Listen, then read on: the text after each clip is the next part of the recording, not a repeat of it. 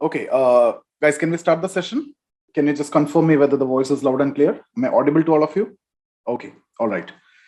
So we will start with the next theory today.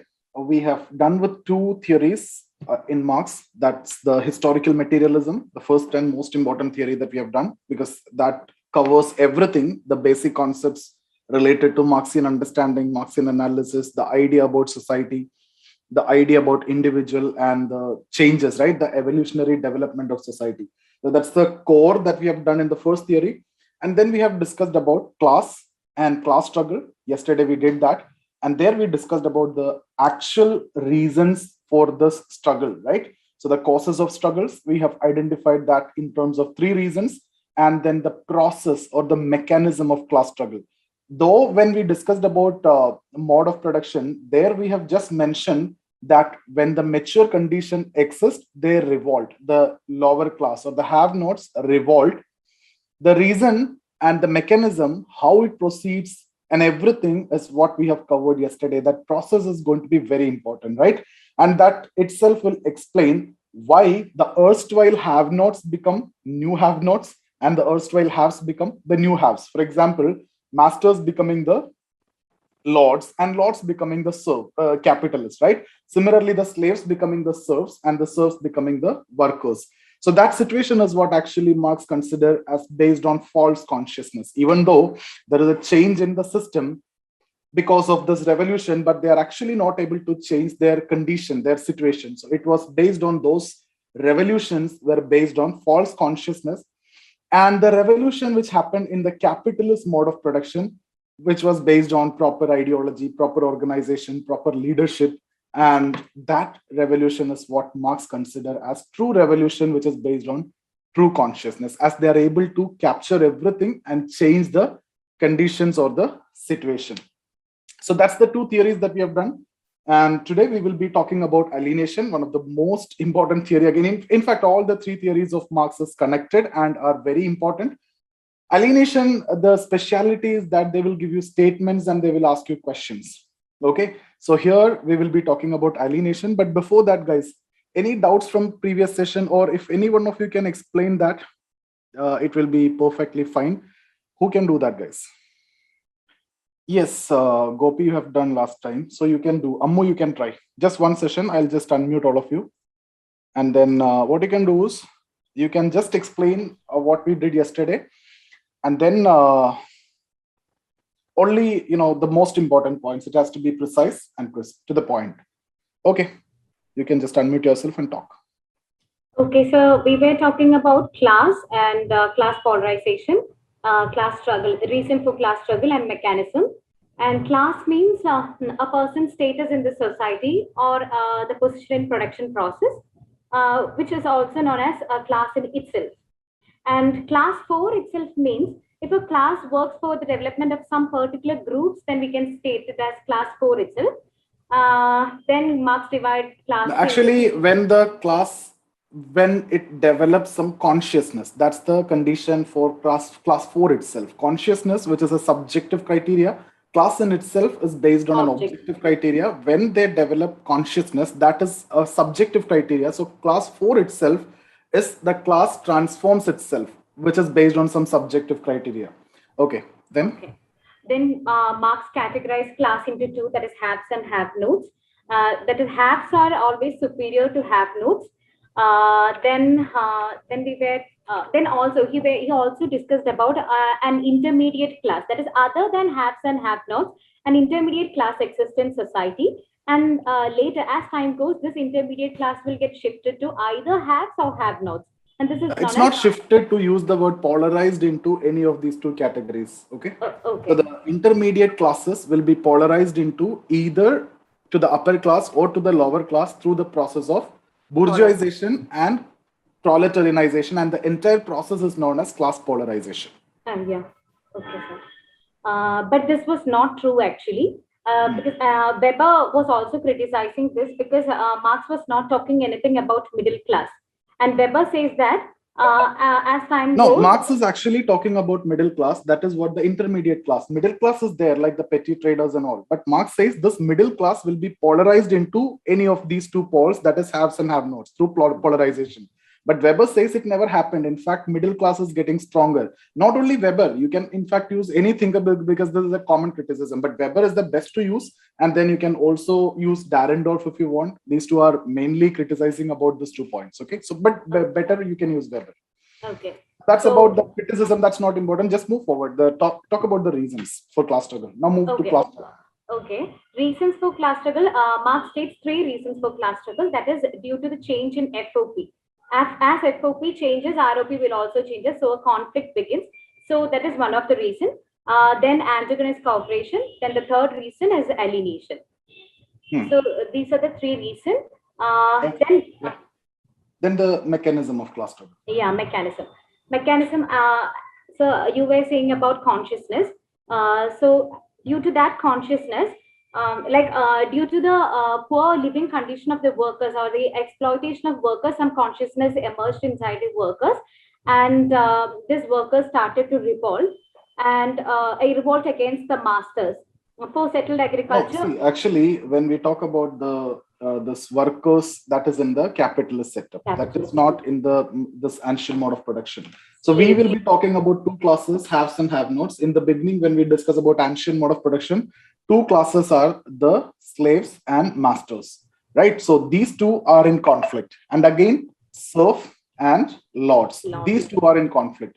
Then we discuss about workers and capitalists. These 2 are in conflict. So never connect workers and masters. Okay. So if you want to say have-nots and haves, it's okay. But these 2 classes you should never interchange. So what actually happening in the ancient mode of production? Yeah, tell me. Among the masters, and another class emerged who were also supporting the slaves because they also wanted settled agriculture. So, a revolt was happening, but this revolt of slaves was not based on true consciousness. That was completely based on false consciousness. And the same happened in feudal mode of production as well as capital mode of production. But unlike ancient and feudal mode of production, in capital mode of production, it was based on true consciousness because the workers there have no other alternative. So it was based on true consciousness. Then this results in change in society, that is from capitalist mode of production to socialist mode of production. Not only that result in change of society, any revolt, any situation which lead to a qualitative change. In fact, ancient to feudal is a change of society. That's a qualitative change. Feudal to capitalism, which is again a qualitative change. Capitalism to socialism is also change in society. So all these are actually social change. Okay. So here, what we were discussing is there will be slaves, that's the have-nots, and then there will be masters. So there will be an emerging class which is coming out of masters who are related to the settled agriculture. In fact, this is the group which is supporting this revolt so that eventually they will satisfy the interest of this emerging class. In the similar way, when we discuss about the feudal mode of production, there are serfs and then there are lords, right? So within lords also, there will be an emerging class.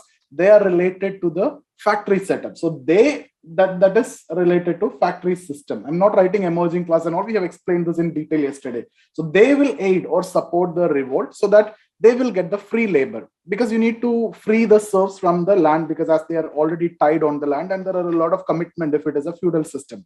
So what is actually happening? Erstwhile slaves are becoming the serfs and masters are becoming the lords. Similarly, the serfs are becoming the worker and the lords are becoming the capitalist. So this is what I've explained, that they are not able to change their situation, that they are still facing problem, exploitation. That's why these 2 are based on false consciousness. Okay. And then in capitalism, when the workers are mobilized and revolting, when the mature condition exists with all these support and the better ideology and then leadership and organization, that was based on true consciousness. Okay, one more person, that is Divya. You can try.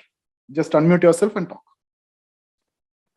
It should be very fast and quick. Okay, 2-3 minutes.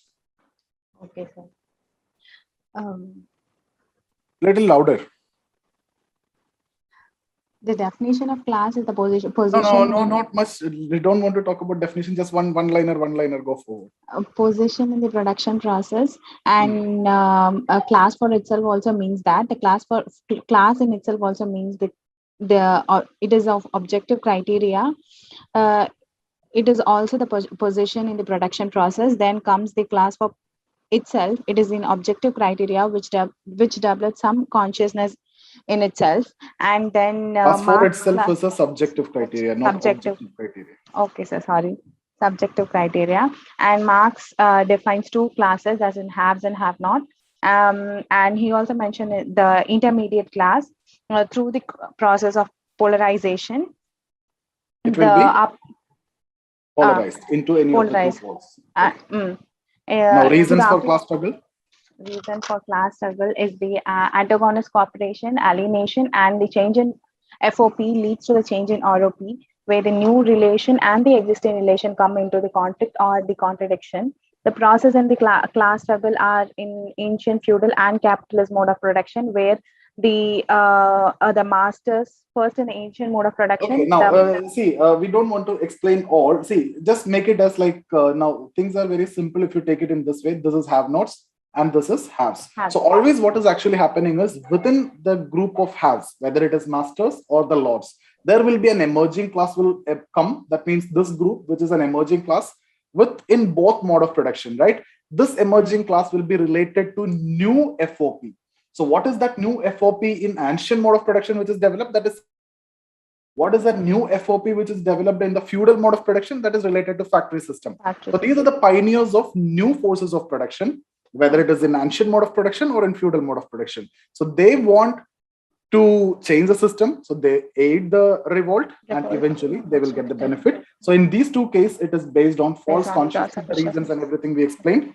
So that's it. Okay. So that's enough for this discussion. So I hope guys, everything is clear now with respect to that theory. Now let's move on to the next theory. That is. Sir, I have one doubt.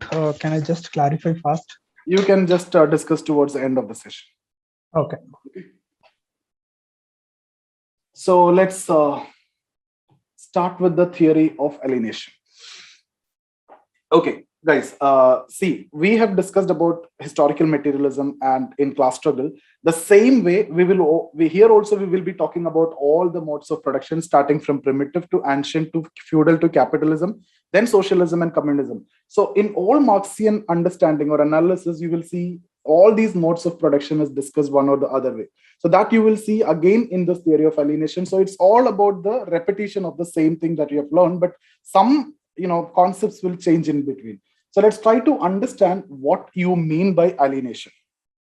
Now, if we go for the literal meaning of alienation means separation from, or it's a kind of a strange feeling. It could be estrangement or disenchantment, which we experience from some people or some group of people or some institution or some situation or even from society or even from family or anything.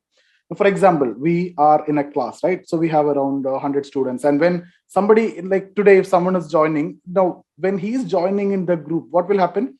He will feel like a stranger. Whatever communication that we are making in the class, he may not be aware of that, right? So that is a feeling of estrangement. He feel like he's a stranger, a new person or a student in this context of the class. Joining means he feel alienated, right? Something which we are discussing, if he is not aware of that, then he feel like a stranger. That situation is what alienation. There's a literal meaning of alienation, but this is not what actually Marx is talking about. I'm coming to that. For that, we need to discuss the concept of social being that we have done already. So what is alienation? The literal meaning is simple: separation from. You are getting separated, right? That is what you mean by alienation. Or it could be estrangement, it could be disenchantment, or it could be even isolation, it could be powerlessness. Okay, it could be all these. You feel powerless. You are not able to talk to us. I'm just unmuting yourself, so you're not able to talk. Then it is like a powerlessness, right? So that you will feel alienated if you are not able to communicate, right? So that is also kind of alienation. It could be anything: estrangement, you feel like a stranger; disenchantment, isolation, powerlessness. All these situations can be understood as alienation. Now, what Marx says is, you will be feeling alienation at different places. Okay, So maybe you will feel alienated at your family also. If you're not earning good, you will feel alienated. If your brother is earning good and you may not be treated well, even in your family, right? So you may feel alienation in your family. You may feel alienation in any social institution, even educational. See, guys, if you don't have money, will you be able to get good education? Will you be able to you want to have a better education? Will you be able to join if you don't have money? No, right? You wanted to attend a better coaching. Will you be able to join? No. You feel powerlessness. You feel isolated. That is also alienation. So you may be alienated in many places. Now, what are these? So these are superstructure, right? So for Marx, you will be alienated in different places, maybe religion. When it comes to some religious institution, if you're giving more donation, you will be treated very well. If you're not giving any donation, nobody is going to treat you well. Like even in some temples, if you see, there are different queues for those who are paying more to visit the god, right? So even God is also alienating you in that context. So everywhere you are facing alienation. But for Marx,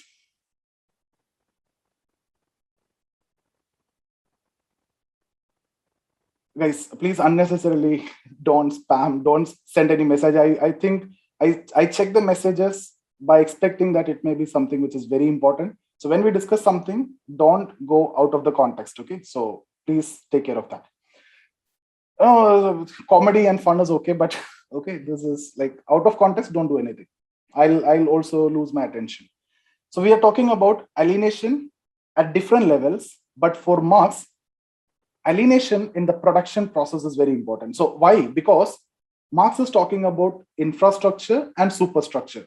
All these institutions are part of superstructure. Superstructure is shaped by infrastructure. So for Marx, if you're alienated at the production process, that means at the infrastructure, you will be alienated elsewhere as well. Why? Because economic infrastructure shapes the superstructure. Okay, so that is a connection.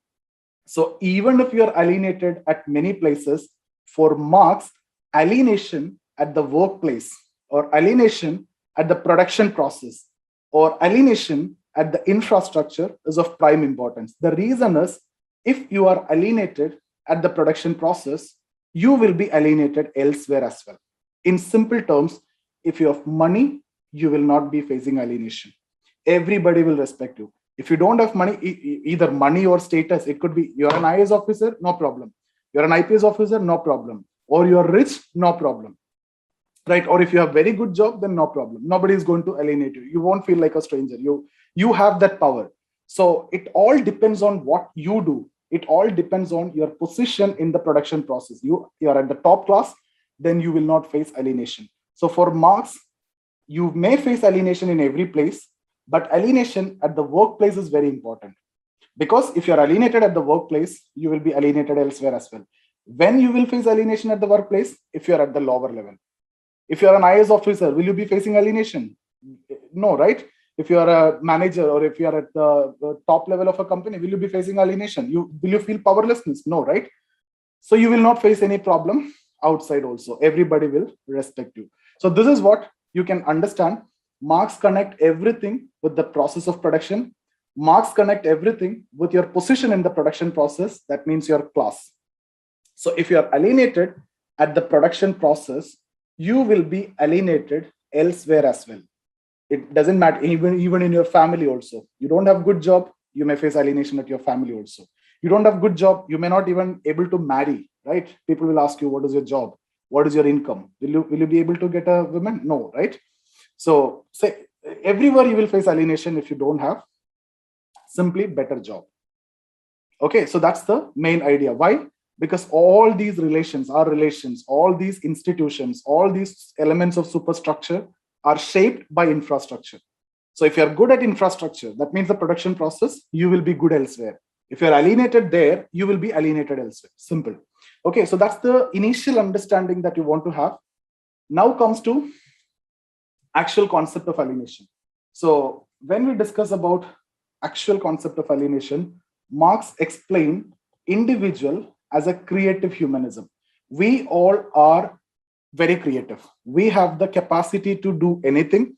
We have the capacity to create anything and everything.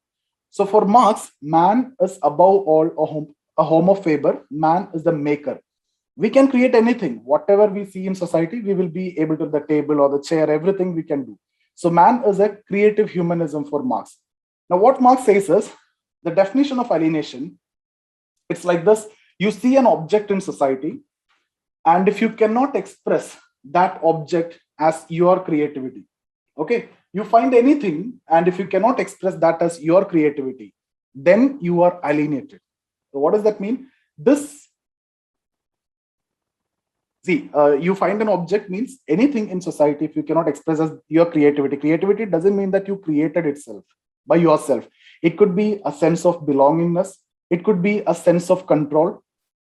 For example, if you see this product, if you cannot express this as your creativity, you will be alienated from this. Now, this expression of creativity could be in terms of either you have created it, or it should belong to you, or you should have a control over this. Okay, that control means ownership or anything. So this is what actually you mean by alienation. So alienation, he explained mostly in terms of creativity. So the creativity is reducing. That's what you actually mean by alienation according to Marx. So guys, man is a creative humanism. You find an object which you cannot express as your creativity, you are alienated. Now, I'll give you an example for this capitalist society. In capitalist society, who's the creator? The worker, right? The worker makes everything, but the product he made, does that belong to himself? No, right? The product he made belonged to capitalist. So he don't have any sense of control. He don't have any belongingness. Now the product that you created belonged to other person. So you, though created the product, you are completely alienated from that product.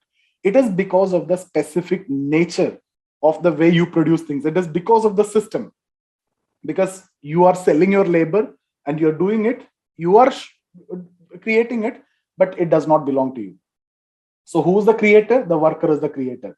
The object you created does not belong to you. Now, there is a very famous statement which is given by Marx. In capitalism, the relationship between the object and the subject inverse. Now, what is the object? Object is the product. Who is the subject? Subject is the creator. When I say the relation is inversing, means in capitalism, the object become the master of subject. Originally, who should be the master? The subject, right? The creator should be the master of the object that he created. But in capitalism, that will reverse. Why? Because object is the superior here, not the worker. Worker is paid for creating that. If the worker need the product that he created, he have to buy it from the market by paying money. So he don't have any control over it. And also, he consider that his existence is because of that product. So he will, over a period of time, start feeling that the object is superior over him. And because of that object only, he is able to survive. Because he can create that object, he have a job. And because of that job and because of that object, he is able to survive. He can feed his family. So he treat the object like God. So this is what Marx talk about. He consider the object he created as superior, or use this word fetish. And you will see this question like fetishism of commodities, commodity fetishism, etc. Commodity means the object. That is what I'm talking about. Fetishism means you maintain a sense of distance. Though you created that, but still you maintain a sense of distance by thinking that your existence is because of that product and you don't have any control over that. So fetish means something you keep it aside, keep it away. You maintain a sense of distance. That is what you mean by that word fetishism. So you will see this again and again, commodity fetishism or fetishism of commodities, etc. In fact, this topic alienation is actually discussed in the chapter titled Fetishism of Commodities in the book Das Kapital. Okay, so I hope you got these words. What do you mean by fetishism? What do you mean by commodity fetishism? What do you mean by object and subject? What do you mean by the reverse relation between object and subject? Just think about it. Who is the creator? Subject, that means a worker. But what actually happened? The worker created, but it does not belong to him. It belonged to capitalist. Now, if he need the same product he created, he have to pay money and get it from the market. There is no other choice. So he again start believing that because of that product only, he, his family, and everybody is kept surviving. So that is what fetishism of commodity. So he treated like fetish. Okay. So I hope you got this much. Now, what is alienation then? Alienation simply means you find an object, you cannot express that as your creativity, you are alienated. This expression of creativity could be in many ways, either belongingness or a sense of control or ownership. It could be anything. Okay. Now, guys, when we discuss about this alienation, what will normally happen is the alienation is actually very less in primitive communism. If I draw this diagram like this, primitive communism, and if I draw like something like degree of alienation here, okay, so it is very less in primitive communism. Why I'm saying very less? Because you face some restrictions from nature in primitive communism. Otherwise, everybody is equal. There is no concept of private property or anything. But still, I'm using alienation is very less. I'm not saying zero alienation here. Here, you have some issue. You have some restrictions from society to express your creativity. So you cannot express your complete creativity because of some of the restrictions which is imposed by nature at this level. Because there is no advancements, there is no forces of productions or anything. Then it will increase in ancient. So I'll just write A here only. And further increase in feudal, I'll just put F, okay, and reaches at its peak in capitalism. Why it reaches at its peak in capitalism is because of the way you produce things. It is because of the specific method in which the process of production is undertaken. Everything in capitalism is produced by using machine. And machines, you just control the machine, you just man the machine, which is energized by inanimate sources of energy. So your job is only to look after the machines. Everything is done by machines, right? So everything is designed, even if you want to create a table, the legs are cut, right? The top of the table and everything is decided and designed and made by the machines. Your job is only to assembling or to look after the jobs which is done by the machines. So you are not able to express your creativity, in fact, in total. And these are done by different people. Different parts are done by different people, and final assembling is done by one person. So any company, if you take even a car manufacturing company, so somebody is building the body, and then the doors, then the engine, and then the interior, and the screw and everything, and the final assembling. All these are done by different level, right? Different workers. There are different compartments to do all these tasks. Something which could have been done by yourself, something which could be expressed as your creativity, now is done by different people because of this division of labor. So why this alienation in capitalism? Because of high degree of division of labor. You are not able to express your creativity because so many people are into one process. So it is very high in capitalism. It will reduce in socialism and finally end in communism. Now, in communism, I'm saying it is completely ending, zero. But here, primitive communism, it is less. Why? Because in primitive communism, there are restrictions from nature. Nature imposed restrictions. In communism, we are in a position where you can overcome all the restrictions which is imposed by nature in terms of advancements in technology, forces of productions and everything. Okay, so guys, now this is something which we discussed in different modes of production. The degree of alienation is increasing, right? Increasing in ancient, further in feudal, reaches at its peak in capitalism, reduce in socialism, end in communism. Why it is more in capitalism? Because of the way you produce things. It is because of the very high division of labor. Different compartments are there, which will be undertaking different processes, different parts. Okay, so the creativity will be, you cannot express your creativity. Now, if within a mode of production also, with respect to the advancement in forces of production, the chances of creativity will come down. But this is what you need to focus more.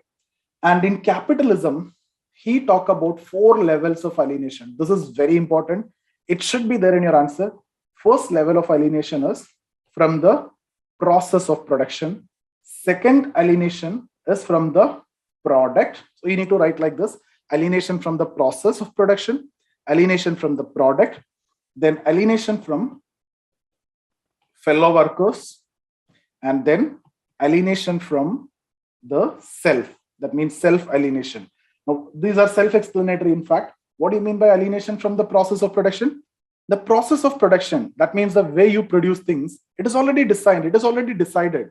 So everything is done by machines, and the programming and everything, the designs and the shapes and everything is decided. What is your role as a worker? You just control the machines. You just switch on, switch off, just control it. You don't have anything to do in the workplace. So you are alienated totally from the process of production. You have no control over it in the capitalist setup, in the industrial setup. You are alienated from the product. That's the next level, right? Because you created the product. It does not belong to you. It belongs to the capitalist.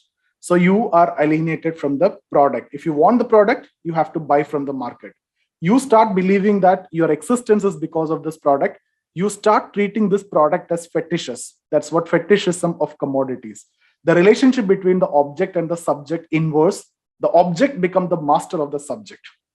You got it? Now, fellow workers, the work is compartmentalized because of high degree of division of labor. Different people are in different compartments, will undertake different tasks. So there are no interaction between the workers. So you are alienated or estranged from the fellow workers as well. Finally, work is just like a routine job. You go for the survival because of family, because you want to survive, you just go. You don't enjoy, right? So this situation, and just for the survival, you are doing it. You are totally alienated from yourself. You are not doing something which you really want, but this is what I'm supposed to do now. There is no other option for me to survive, for my family. So this situation is what self-alienation or alienation from oneself. This is one of the most dangerous form of alienation according to Marx. And guys, if you remember, when I talk about sociology versus economic comparisons, these are areas which you can write. The self-alienation and all these things is what something is studied in psychology. Which subject I've told? Psychology, right? Psychology. This is not economic comparison. Even in economic comparison also, you can talk about this division of labor and everything. But this is psychology. We'll discuss that later anyway.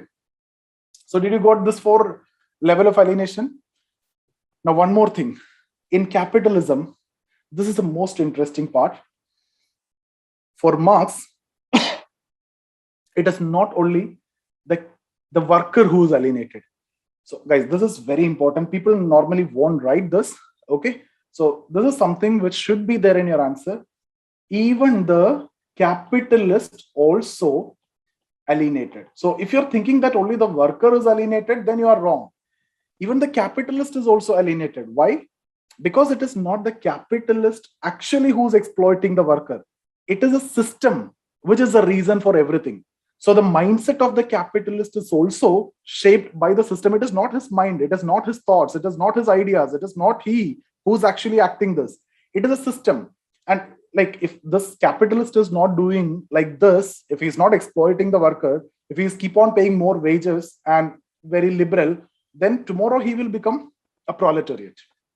He will have to become a worker. Like that polarization will happen. He will have to see, I'll give you an example. There are 2 capitalists, let's say A and B. Okay, A is a very liberal person, so he pay more wages and very less working hours is enough for the worker. So all better working conditions, living condition, everything is provided. B is very strict, will pay very less wage and not much good working condition. Only for survival they will give. Okay, and then more time will be taken from the workers. So now if you see, they both are producing, let's say a product, let's say pen. Now, the cost of production for A will be, let's say 10 rupee. Okay. And then for B will be, let's say 6 rupee because of the way he managed. Okay. So now if B sell this in the market for 9 rupee, what profit he will get? He will get 3 rupee profit. Now, A, if he is selling it for 11 rupee, he will get 1 rupee profit. But if A sell for 11 rupee, will anyone buy from A?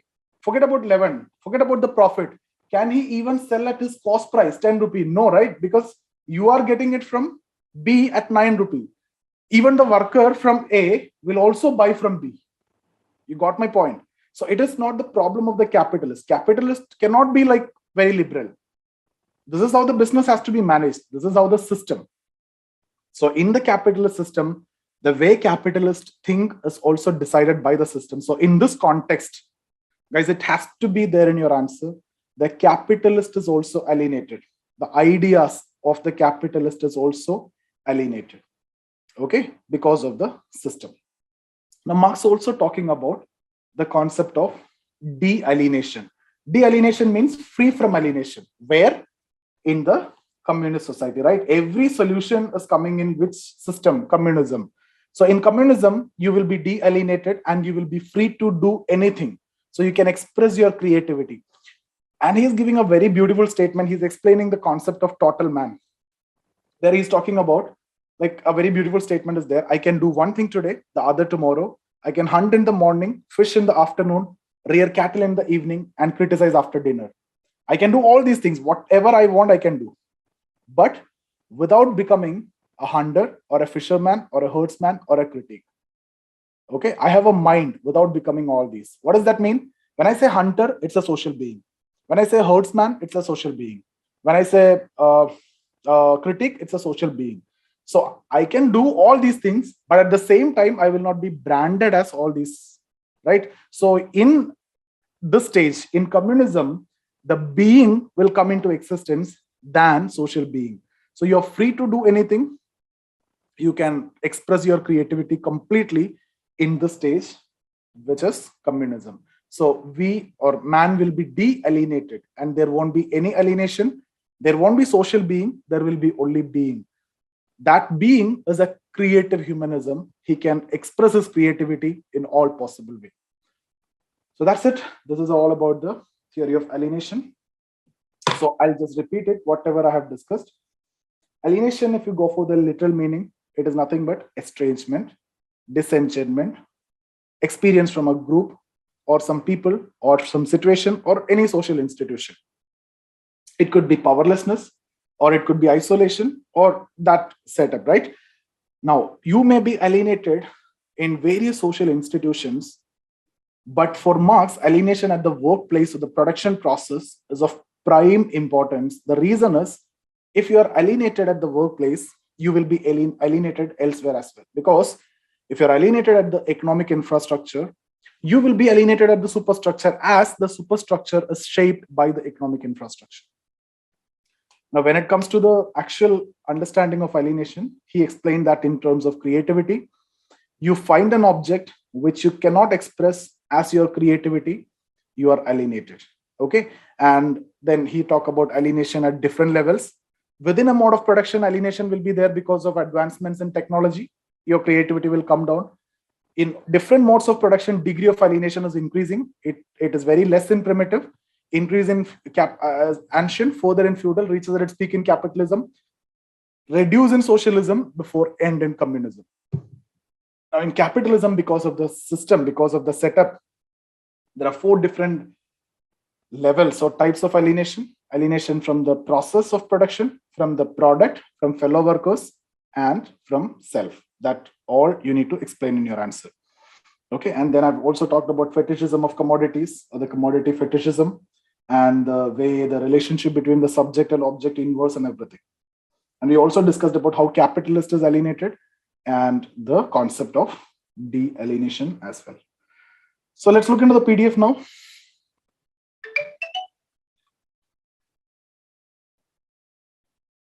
Because they'll ask you mostly this level of questions based on the statements. And these statements, by seeing this, you will be able to understand the question is actually from alienation. And all these are very beautiful statements. You see here, work in capitalism is reduced to mere labor, in which the individual doesn't develop freely his physical and mental energy, but mortifies his body and ruins his mind. Critically evaluate the assertion. The assertion, okay? I hope you don't mind the spelling mistakes. Now, it is not the consciousness of man that determine their existence, but on the contrary, it is their social existence that determine their consciousness. That is also related to alienation. History of mankind has double aspect. It was the history of increasing control of man over nature. At the same time, it was the history of increasing alienation of man. All these is what I've explained before. But I'll see all these I have added in your answer in the write-ups in appropriate situations. Okay. Now, what does this mean? It was history of increasing control of man over nature. What is actually happening? The forces of productions are changing and improving. At the same time, what is actually happening? Alienation increasing. When the forces of production improving, your creativity is coming down. Okay. Next, work is external to the worker. It is not part of his nature. Consequently, he doesn't fulfill himself in his work, but demise himself. Now, guys, even this one, if you see, it is not the consciousness of man that determines his existence, but the contrary. It is the existence that determines your consciousness. You can either use the concept of alienation, or if you can also write by using this. We discussed about infrastructure, shapes, superstructure, right? Which in turn helps in the functioning. Now tell me where the consciousness of individual come. Consciousness of individual will come here. So now it is very clear, right? It is not the consciousness of man that determine your existence. On the contrary, it is your existence that's what we can see directly from here, right? Your existence means infrastructure. Okay, so it is the infrastructure, or it is a production process. Your existence means your position in the production process. That will shape your superstructure. That means when I say the ideas or the consciousness all will fall in the superstructure, which in turn means what? Exactly the same statement. It is the existence. That means your position in the production process. It is your class. Okay, will determine your consciousness. Okay. So either by using this, guys, this one you can use in explaining all Marxian questions actually. This is actually the Marxian perspective. Or even you can use the theory of alienation here. Now look at this. In bourgeois society, the capital is independent and has individuality, while the living person is dependent and has no individuality. So these are what we did. We discussed about meaning and alienation, de-alienation, all these. So these are what we are supposed to cover now quickly. Everything is there. How this lead to social change within mode of production, different mode of production, and then this graph that I've discussed. And then these are the 4 different types of alienation and the explanation, and then the concept of de-alienation. And in between, I've incorporated all what you need to write as the statements. Okay. So let's start. Marx uses the concept of alienation in order to deconstruct the exploitative production process. It is understood by Marx as a fundamental social process which constrains the individual within a particular mode of production. Along with class struggle, the concept of alienation completes the dynamic explanation of society. Now, what is the literal meaning? It means separation from. Marx defines alienation as a situation in which a feeling of estrangement or disenchantment is experienced from a group, situation, or society, and even from individual himself. That individual himself is what I've just explained that as the self-alienation. It also referred to a situation of powerlessness, isolation, and meaninglessness experienced by people when they are confronted with social institution, okay, which they cannot control and consider oppressive. Although various institutions like education, religion, etc. may be alienating, but for Marx, alienation in workplace is of prime importance and is a fundamental source, right? You know the reason, because if you're alienated at the workplace, you will be alienated elsewhere as well.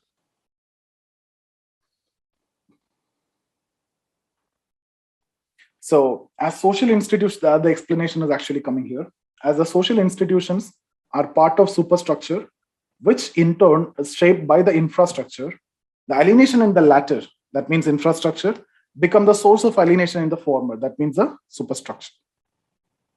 The clearest exposition of this theory is found in the book Economic and Political Manuscript and the chapter titled Fetishism of Commodities in the book Das Kapital. This is very important. You need to write the name of the book. Okay, even if you miss this, it's okay. Still, this one you need to write. Causes of alienation. Marx understood the cause of alienation in the structure of society itself, which is based on the production process or the economic infrastructure. Historically, different modes of production impose constraints on individuals' creativity. Marx's fundamental conception of man is one of creative humanism. For him, creativity is essential for the nature of man. He states, man was above all homo faber, man the maker. If a person fails to find objects in nature which he cannot consider as the expression of his creativity, he is alienated. And the feeling of creativity is symbolized by a sense of identification, belongingness, or control. I've explained this. Different modes of production hindered the realization of creativity of human being. For example, in ancient mode of production, slaves' creativity is hindered because he was the property of masters. In feudal, serfs are alienated because they lose a sense of control over the product because they need to pay huge rent and tax, right? In capitalism, worker is alienated from the whole work process as well as the product. In the case of capitalist society, the degree of powerlessness is so high that a worker tend to consider the products or commodities as fetishes. The product tend to control the existence of worker as worker generate a feeling that their existence is because of that product. Thus, Marx states, in bourgeois society, capital is independent and has individuality, while the living person is dependent and has no individuality. You can see here how the statements are actually incorporated, depends on the situation. Now comes the next part, that's the social change. History of mankind has double aspect. It was history of increasing control of man over nature. At the same time, it was a history of increasing alienation of man. When I say history of increasing control of man over nature means development of tools and techniques. That's a force of production. But at the same time, what is actually happening? Your creativity is coming down when machines are doing everything. So according to Marx, alienation is a dynamic concept which gets expressed in two ways in terms of increasing alienation within a particular mode of production and increasing alienation, degree of alienation in different modes of production. It was least in primitive communism, increase in ancient, further in feudal, reaches at its peak in capitalism, will decrease in socialism, and end in communism. So increase in alienation within a particular mode of production. That means each mode of production, if you take, what will happen? Within any society, material forces develop in such a way that exploitation of have-nots keep on increasing. That means FOPs will develop within mode of production. That means they're talking about the quantitative changes. Gradually, more and more constraints are visible on individuals' creativity, so he feels alienated. Okay. Now the next is degree of alienation in different modes of production. According to Marx, degree of alienation has increased throughout history. In primitive communism, man only feel constrained from nature in terms of production. In ancient, this is mode of production. All those slaves are the property of masters. They are independent in their own personal sphere in number of ways. For example, slaves found expression and creativity in process of their daily living by making and weaving clothes, etc. But gradually, alienation increases as the demand for more food leaves them little time for creative expression. You guys don't want to write all these things in your answer. Just for your understanding, we are writing all this. Whatever is the crux is what you need to write in your answer. In feudal mode of production, when the rent is increasing, they will feel alienated. So this is the diagram, but it should be like this. I just started from here actually by mistake. It should be like this. Okay, here it should be communism. Somewhere here it should be socialism, and the peak at its capitalism. This is feudal, this is ancient, and this should be primitive communism. Here you write degree of alienation, not simply alienation. Here it is a time or different mode of production. So in capitalism, alienation reaches at its peak. According to Marx, capitalism is the most exploitative system which defines each and every sphere of workers' life. Alienation occurs due to a specific material condition or the system of production which is typical to capitalism. Things are produced in capitalism through factory system using machines. The production process is defined by the machines and is energized by inanimate sources of energy. The workers only control the machine in a particular manner and irrespective of his will. Due to the specific nature of production process, there are 4 levels or 4 types of alienation: from the process, from the product, from the fellow workers, and from the self. So alienation from the process of production. The process of production is already decided and designed. It does not belong to you. You only control the machine. You have no role. Product. The product does not belong to you. It belongs to the capitalist. If you want, you have to get it from the market. So you will consider it as superior and you will consider it as fetishes. Thus, he feels alienated. Fellow workers, the work is compartmentalized. So you have not much connection. You don't have interaction with fellow workers. So you feel alienated. Self-alienation. Finally, the worker feels so helpless that they even doubt their own existence. They feel a sense of loss of control, not only over their action, but also on their ideas. Right, guys, many people, in fact, are going for work just because of survival. Nobody actually, 80% of people do not love the work they do. Because of situation, they are forced to do. Right? For the purpose of survival, work becomes compulsory and is not a matter of choice. So this is what? One's alienation from oneself. Very dangerous situation for Marx. But when we discuss about de-alienation, he changed this and say that it is a reintegration of oneself into oneself. Okay. So Marx emphasizes alienation from both man and things. So even in alienation, he talk about man and things, living and non-living. Can you guys tell me what is the alienation from man and what are the alienation from things out of this four? Out of this, what are alienation from man and things, living and non-living? This is process, non-living. This is product, non-living. This is fellow worker, living, man. This is self-alienation, living, right? So these two belong to things, these two belong to man.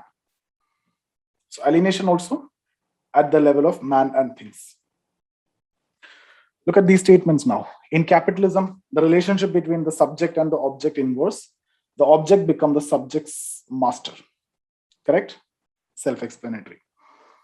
According to Marx, alienation and capitalism also exist at the level of ideas. That means the consciousness of an individual is also estranged from one's own self. In this context, you can explain the statement. It is not the consciousness of man that determines your existence. On the contrary, your existence determines the consciousness. In work, the worker does not belong to himself, but to another person.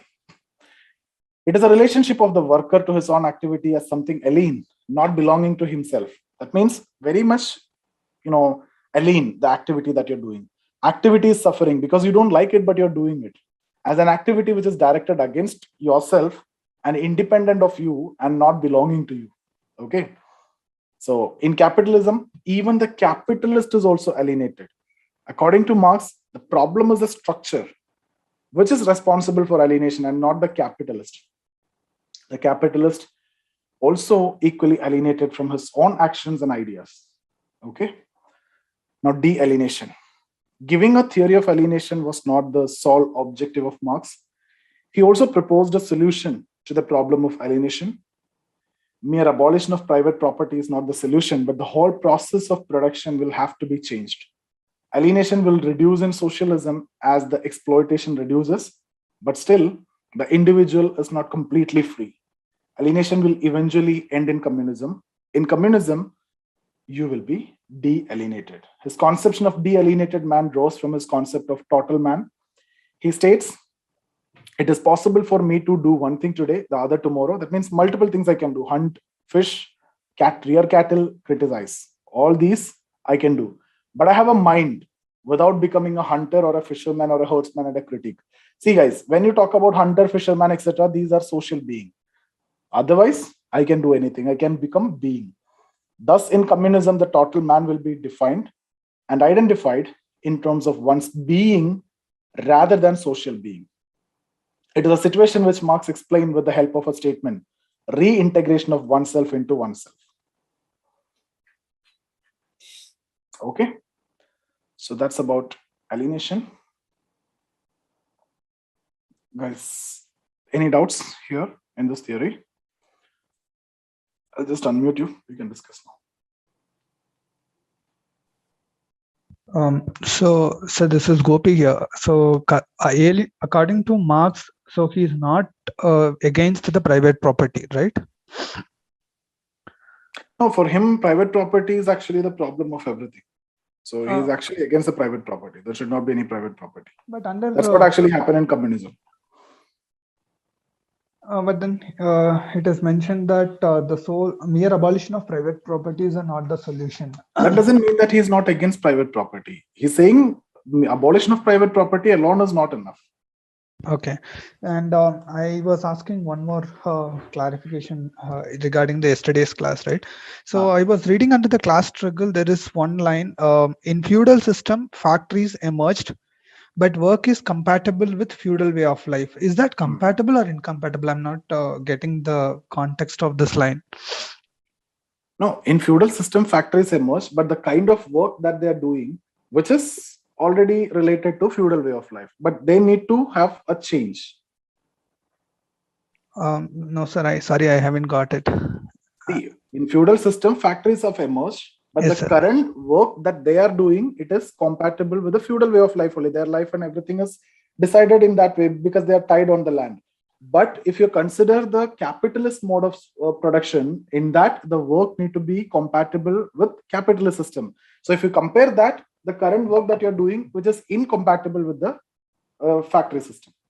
So in this case, under the feudal mode of system, normally the workers or the serfs will be interested to work with feudal mode, or I mean, what is that they are trying to say? Is they are willing to work with the capitalist mode? No, it is not about their willingness or anything. They are not aware. They are not able to change their situation. So that is the reason why these emerging class are motivating them. This is a situation. This is what you can get. You'll get wages whenever you want. You can work. You will not be tied on the land. You don't want to do all these hard work by paying all these rent and everything. If you want, you can come and work. That is the kind of motivation that they're doing. That's what I mean by they aid, support the worker, so that they will come out of this setup. Okay, sir, I got it, sir. And initially I have missed the class regarding the tests, right? So I wanted to know, I mean, what will be the test process that we will follow? No, there is no test classes that you missed out. It is only a recorded sessions which is attached over there. You can just watch the recorded sessions. There is no live so sessions. We will have test for these whatever the topics that we are. Yeah, if you want, whenever you want, you can take the test. Okay, where I can find the questions, sir? Questions will be attached in the test module. Okay, sir.